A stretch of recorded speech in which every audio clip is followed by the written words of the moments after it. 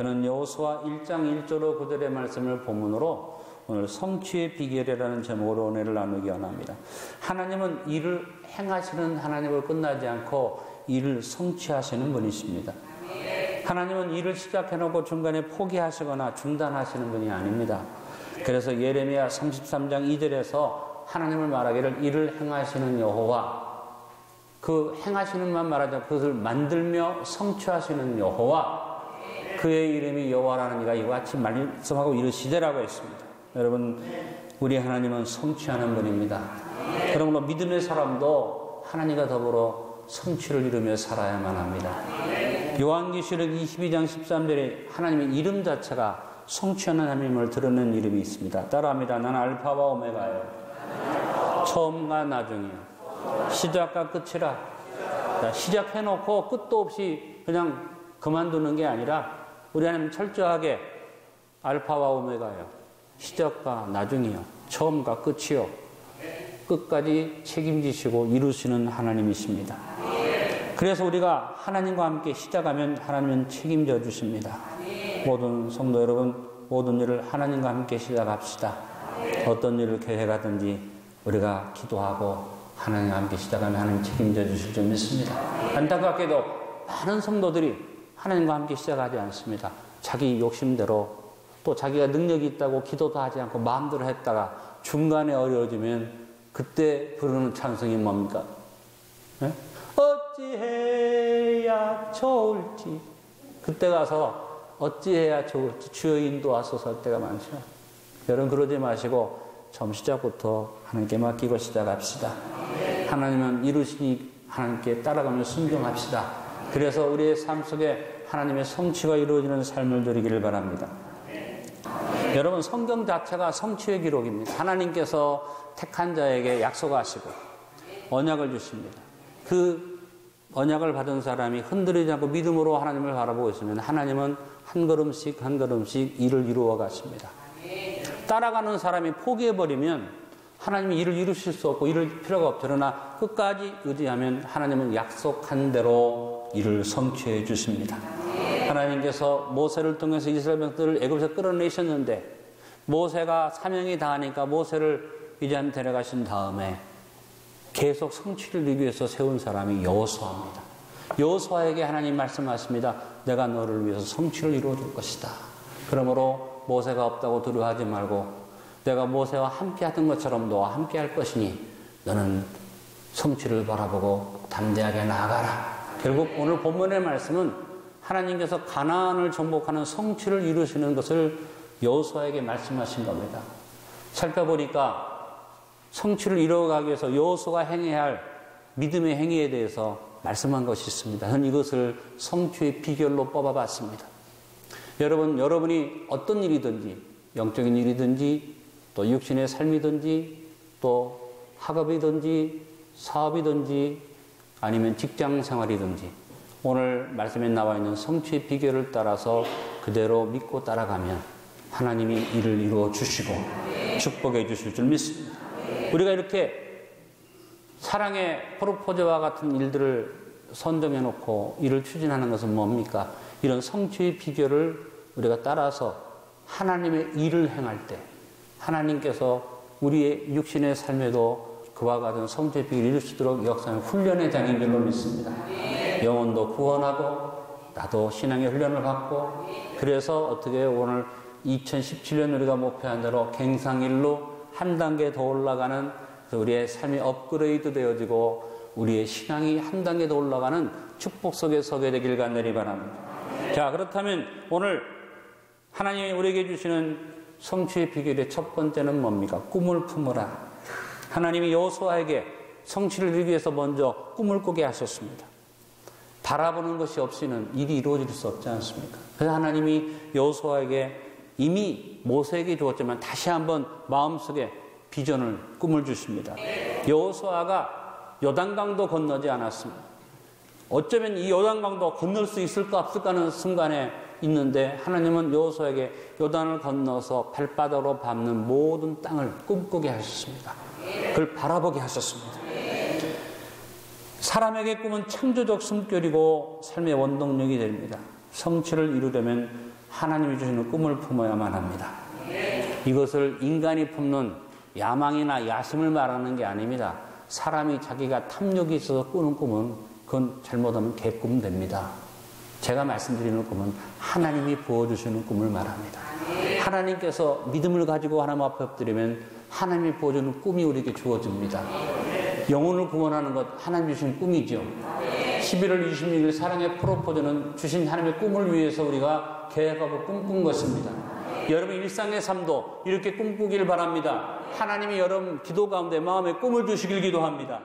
하나님은 아브라함에게 복의 근원이라는 꿈을 주셨고 이삭에게 꿈을 주셨기 때문에 이삭은 어디 가든지 우물을 뺏겨도 상관하지 않고 꿈을 가지고 가서 손을 대는 데마다 우물이 샘솟으면서 결국 이삭은 이 양을 치는 사람이 농사를 짓는데도 소득의 100배를 얻고 거부가 되는 복을 받았습니다. 야곱은 꿈을 꿨기 때문에 둘째 아들이고 차자인데도 장자 에서를 지키고 그 꿈을 통해서 이스라엘 12지파를 이루는 12아들을 야곱이 낳았습니다. 말할 것도 없이 가장 큰 꿈의 사람 미스터 요셉은 13년의 극한 시련을 꿈을 가지고 그 시련을 견뎌냄으로써 노예의 자리에 빠졌던 이 요셉이 애굽의 국무총리가 된 것을 봅니다. 꿈꾸는 백성이 됩시다. 꿈을 품고 저 앞에 엎드리시다. 근데 여러분 아무리 인간이 꿈을 꾸어도 인간은 꿈의 한계에 부딪힙니다. 죄를 지었기 때문에 그 꿈이 늘 시험을 당합니다. 그러나 우리가 무한한 꿈을 찾아 누릴 수 있는 길이 있습니다. 예수님이 우리의 죄를 해결해 주셨습니다. 우리가 예수 그들을 믿고 꿈꾸고 나가면 그 모든 저주의 권세가 물러가고 꿈이 꿈되게 하는 능력이 주어지는 것을 믿습니다. 우리가 십자가를 통해서 금세와 내세의 찬란한 꿈을 무한하게 꿈꿀 수가 있습니다. 우리 그리스도인들은 가장 먼저 꾸는 꿈이 뭡니까? 천국의 꿈입니다. 내가 오늘 죽어도 나는 천국 갑니다.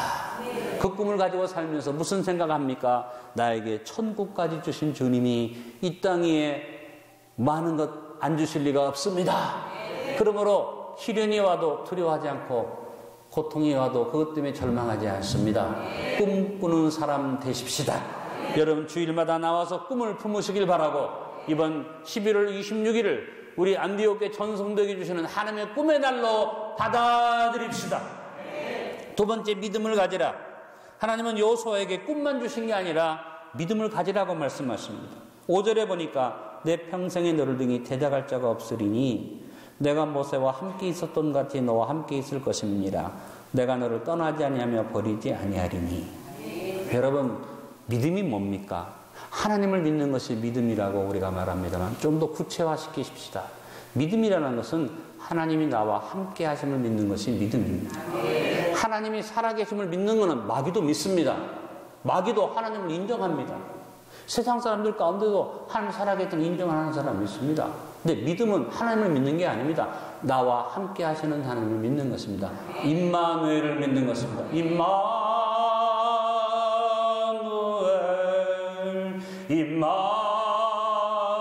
임마누엘 그 이름은 임마누엘 진기와 함께 하신 그 이름은 임마누엘. 아브라함과 함께 하셨고 이삭과 함께 하셨고 배목사님과 함께 하셨고 그것만 하면 그 하나님 무슨 의미가 있습니까? 진정한 믿음은 나와 함께 하신 하나님.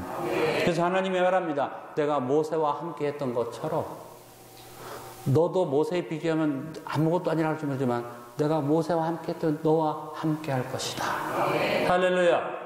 오늘 말씀의 모든 내용이 뭡니까? 임마누엘입니다. 그래서 9절에도 마지막에 하나님 이 말씀의 마지막에 뭐라고 하면 내가 내게 명령한 것 아니냐? 강하고 담대라. 두려워하지 말라. 놀라지 말라. 내가 어디로 가든지 내 하나님 여호와가 너와 함께 하느니라. 여러분 하나님의 가장 뚜렷한 하나님의 모습은 임마누엘. 그래서 예수님이 이 땅에 오셨을 때 그 이름을 임마누엘이라 하리라. 이사야가 예언했고 마태가 그것을 인용해서 말했습니다. 우리 하나님은 임마누엘이십니다. 그러므로 믿음을 가지라 이 말은 임마누엘을 믿어라 그 말입니다. 인생 무상입니다.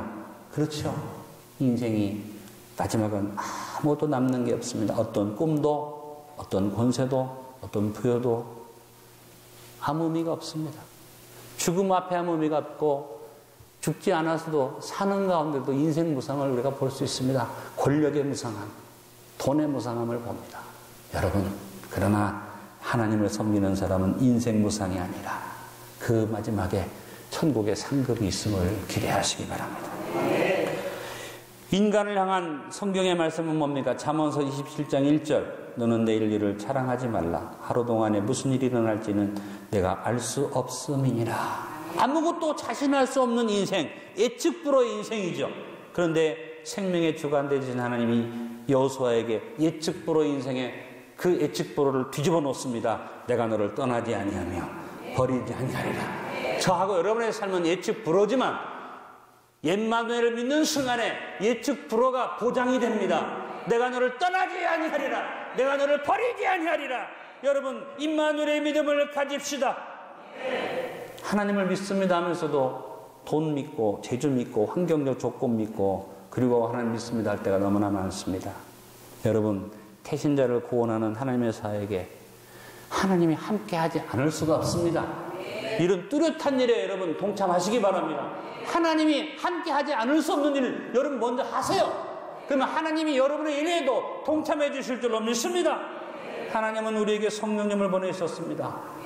하나님과 함께하는 일을 하라고 성령님을 보내셨습니다. 성령님 우리 곁에 와 계십니다. 보혜사 하십니다. 언제나 우리 곁에서 우리를 돕는 분이십니다. 여러분, 성령님의 도우심이 여러분에게 주어지기를 원하거든 하나님의 일에 동참하시기 바랍니다. 임마누엘이 뭡니까? 어떤 할머니 이야기가 생각이 납니다. 어떤 마을에 다락방에 사는, 조그만 다락방에 사는 가난한 할머니. 근데 이 할머니 유명해요. 왜? 하도 그 얼굴이 온화해서 보는 사람마다 너무 기쁨을 느끼게 하는 할머니. 그리고 그 할머니는 자기가 먹을 것도 없으면서 계속 남에게 베풉니다. 소문이 납니다. 그 소문이 나기를 어떤 소문이 나느냐. 그 다락방, 무슨 방이라고 그러죠? 산 밑에 있는 동네. 하여튼 그런 달동네방에 있는 할머니가 저렇게 행복한 것은 예수님이 항상 찾아오기 때문이다.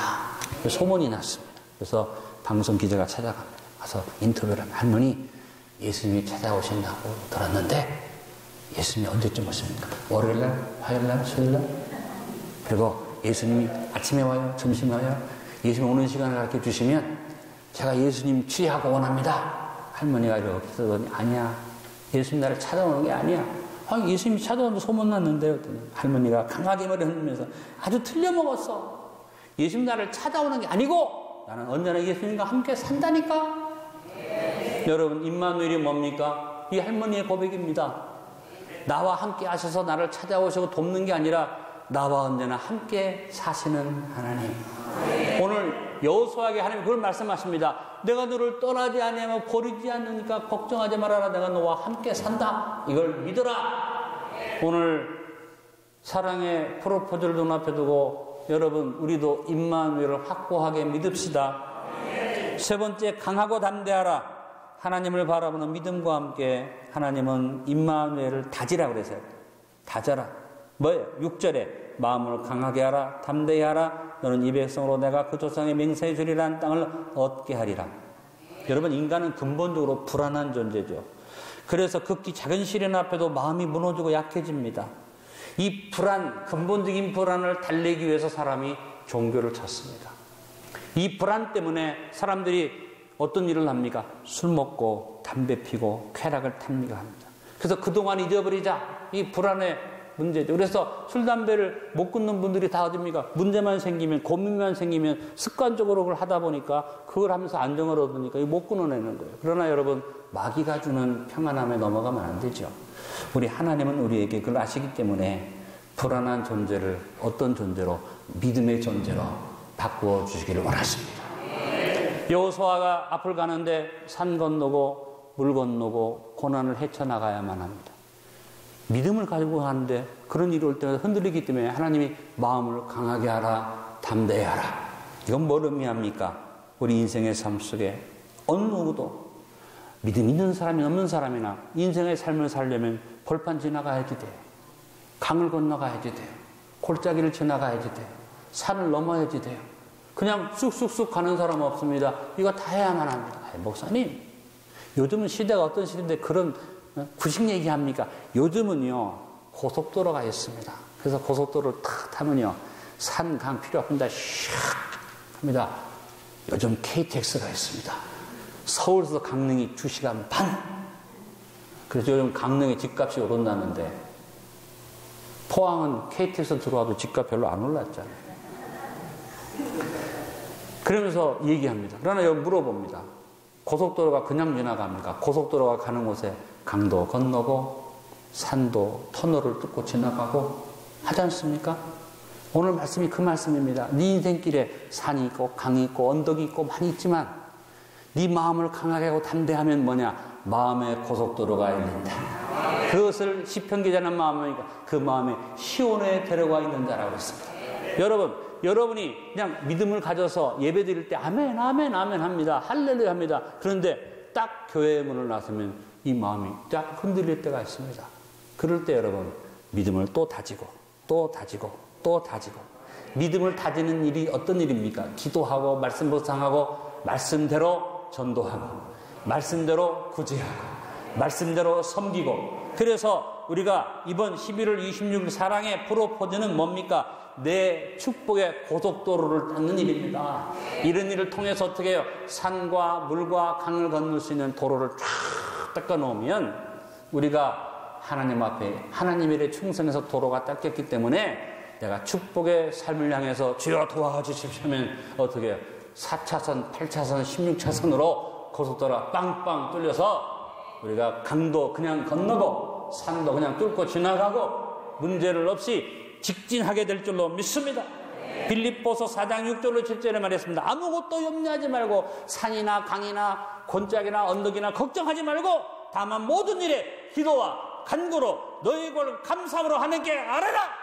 그러면 모든 지각에 뛰어난 하나님의 평강이 그리도 예선에도 너의 마음과 생각을 지키시리라. 염려하거나 근심하지 말고 기도하고 섬기고 믿음으로 행하면 평강의 고속도로가 우리의 삶을 지배하리라. 할렐루야. 골로새서 3장 15절도 말합니다. 그리스도의 평강이 너희 마음을 주장하게 하라. 너희는 평강을 위하여 한 몸으로 부르심을 받았으니 너희는 감사하는 자가 되라.